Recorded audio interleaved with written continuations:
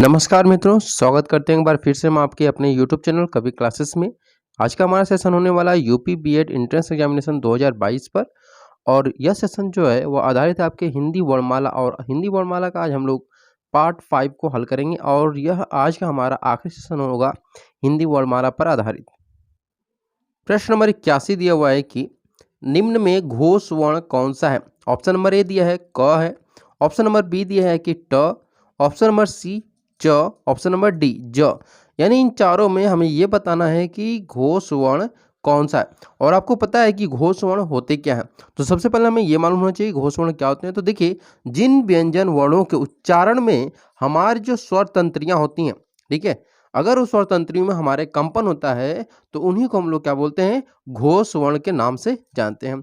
और घोष वर्ण जो होते हैं वह हमारे हिंदी वर्णमाला का तीसरा, चौथा और पांचवा जो भाग होता है वही होता है। यानी जो व्यंजन होते हैं हमारे क से लेके ज्ञ तक, उसमें तीसरा, चौथा और पांचवा जो भाग होता है, ठीक है, उसी यानी जो पद होता है वही वही हमारा क्या होता है, घोष वर्ण होता है। इसमें आप देख सकते हैं क, ट और च जो है वह पहला पद है, ठीक है, लेकिन ज जो है वह कौन सा पद है, तीसरा पद है, ठीक है, कौन सा पद है आपका, तीसरा है। इस प्रकार से हमारा घोष वर्ण क्या हो जाएगा, ज, यानी कि डी ऑप्शन सही होगा।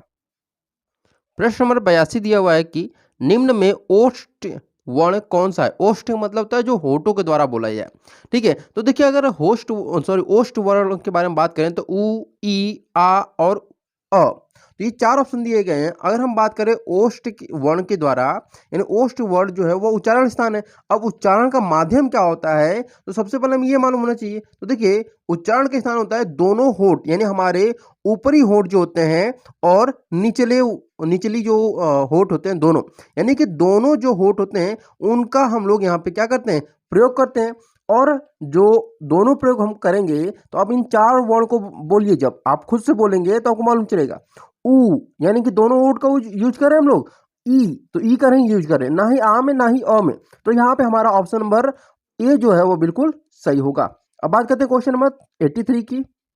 प्रश्न नंबर 83 दिया है, वर्ण तालिका के अनुसार ह्रस्व, दीर्घ और प्लुत क्या है। मात्रा है, व्यंजन है, स्वर है या फिर विसर्ग है। तो यहाँ पे चारों में से ऐसा कौन सा है जो कि ह्रस्व भी हो, दीर्घ भी हो और प्लुत भी हो। तो सही आंसर होगा आपका ऑप्शन नंबर सी, यानी कि स्वर जो है वह क्या है, ह्रस्व स्वर है, दीर्घ स्वर और प्लुत स्वर, यानी ये तीनों ही क्या है, स्वर कहलाते हैं, ठीक है। अब बात करते हैं क्वेश्चन नंबर 84 की। प्रश्न नंबर 84 दिया हुआ है कि लिखित भाषा में मूल ध्वनियों के लिए जो चिन्ह मान लिए गए हैं, जिस रूप में ये लिखे जाते हैं उसे हम लोग क्या कहते हैं।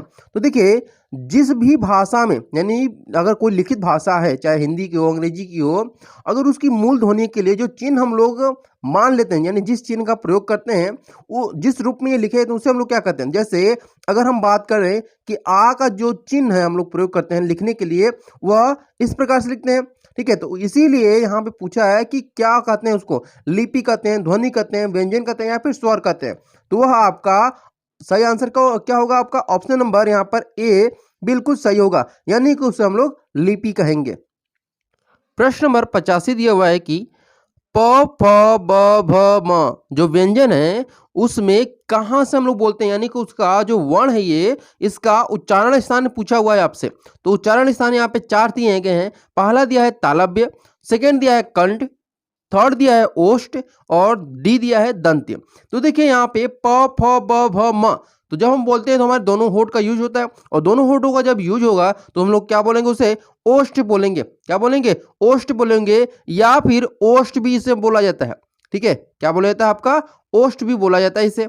और इसके अलावा होठ भी बोला जाता है। अगर होठ दिया है तो होठ का भी प्रयोग हम लोग यहाँ पे कर सकते हैं, यानी कि चाहे आप उसे ओष्ठ कहिए, ओष्ठ कहिए या फिर होठ कहिए, ये तीनों ही सही होंगे। और इन तीनों में हम लोग किसका, अब यहाँ पे देखिए एक चीज आपको बताना यहाँ पे चाहेंगे कि प, फ, ब, भ, म, इसके अलावा भी ओष्ठ के द्वारा जो बोले जाते हैं वह आपके छोटा ऊ, यानी कि हम स्वर की बात करें, छोटा ऊ और बड़ा ऊ, ये तो स्वर बोले जाते हैं। और व्यंजन प, फ, ब, म, स्वर और व्यंजन दोनों बोले जाते हैं ओष्ठ के द्वारा, ठीक है। अब बात करते हैं क्वेश्चन नंबर 86 की। क्वेश्चन नंबर 86 दिया हुआ है कि दो व्यंजन जब एक साथ मिलते हैं तो क्या कहलाते हैं।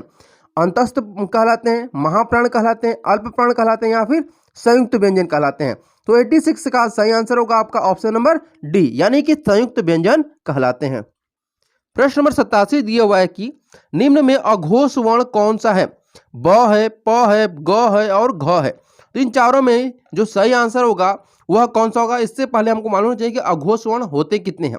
ठीक है, तो देखिए अघोष वर्ण जो होते हैं वह हिंदी वर्णमाला का जो पहला और दूसरा होता है पद, उसी को हम लोग अघोष वर्ण बोलते हैं। और अघोष वर्ण में पहला अगर पद की हम बात करें तो यहाँ पे देखिए एक सूत्र होता है कचट तप, यानी कि क च ट त प। ठीक है, क च ट त प ये सूत्र है, यानी किसी भी पद को याद करने का। ठीक है, तो पहला ये लेटर है क का वर्ग, च वर्ग, ट वर्ग, त वर्ग और प वर्ग। तो यहाँ पे देखिए ऑप्शन नंबर बी में प वर्ग आ गया, यानी प यानी कि पहला शब्द, सॉरी। ठीक है, तो यहाँ पे पहला शब्द आपका क्या हो जाएगा, सॉरी वर्ण क्या हो जाएगा आपका, प हो जाएगा। तो इस प्रकार से हमारा ऑप्शन नंबर बी जो है वो बिल्कुल सही है। प्रश्न नंबर 88 दिया हुआ है कि छोटी बड़ी अ और उ जो है वह जो है इसमें चारों में कंठ वर्ण कौन सा है, यानी कि कंठ के द्वारा हम लोग कौन से अक्षर को बोलते हैं। तो देखिए यहाँ पे छोटी बड़ी अ और उ, यानी ये सिर्फ स्वर के बारे में पूछा हुआ है। ठीक है, तो अगर हम कंठ से बात करें कि कंठ के द्वारा कौन कौन से स्वर बोले जाते हैं, तो कुल मिलाकर के 2 स्वर बोले जाते हैं। पहला आपका बोले जाता है अ, यानी जिसमें कि ऑप्शन नंबर सी सही है, और दूसरा बोले जाता है आपका आ। ठीक है, और इसके अलावा एक और स्वर बोला जाता है जिसे हम लोग विसर्ग स्वर बोलते हैं। ठीक है, तो विसर्ग व्यंजन, तो ये आपका हो जाएगा विसर्ग। और विसर्ग आपका क्या रहता है, अ, क्या होता है अह। ठीक है, अ क्या होता है आपका विसर्ग, यानी कि अ, आ और अह जो है वह किसके द्वारा बोलते हैं, कंठ के द्वारा बोलते हैं। यहाँ पे हम व्यंजन की बात नहीं कर रहे, सिर्फ और सिर्फ वर्ण की, सॉरी स्वर की बात कर रहे हैं। तो यहाँ पे आपका सही आंसर क्या हो जाएगा, ऑप्शन नंबर सी जो है वो बिल्कुल सही होगा। प्रश्न नंबर 89 दिया हुआ है कि निम्न में दीर्घ स्वर कौन सा है। तो दीर्घ स्वर की अगर बात किया जाए तो कुल मिलाकर के दीर्घ स्वरों की जो संख्या है वह होती है आपकी 7 होती है। कितनी होती है, 7 होती है। और इन सातों की अगर हम बात करें तो पहला आपका होता है आ। ठीक है, दूसरा जो होता है वह होता है आपका बड़ी। ठीक है, यानी सिर्फ दीर्घ की बात किया है तो आ, बड़ी, बड़ा ऊ, उसके बाद आपका आता है ए, फिर आता है आपका ए। ठीक है, और इसके बाद आपका आता है ओ, फिर आपका सातवां जो होता है वह होता है औ। ठीक है, तो यहाँ पे 7 मैंने बताया, 2, 2 4, 2 6 और 1 7। और इन सातों में आप खुद देख लीजिए कौन सा आपका मिल रहा है। तो यहाँ पे सबसे सही आंसर आपका बी ऑप्शन मिल रहा है। ठीक है, क्या मिल रहा है, बी मिल रहा है। ठीक है, तो यहाँ पे आपका सही आंसर कौन सा हो जाएगा, आपका ऑप्शन नंबर। एक बात यहाँ पे ध्यान दीजिए कि निम्न में दीर्घ स्वर के बारे में पूछा हुआ है।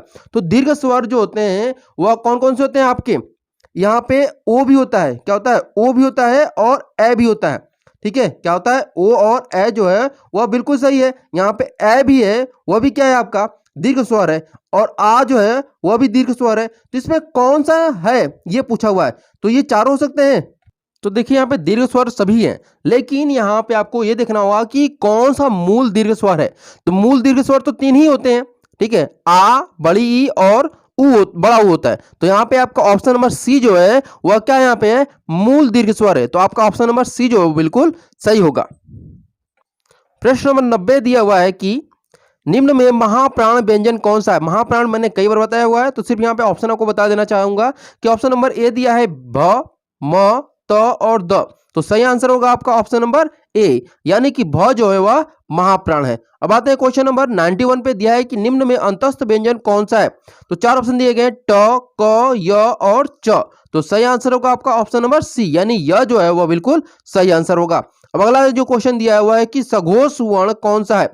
तो यहाँ पे पहला ऑप्शन दिया गया है बड़ा स, फिर थ, ब और प।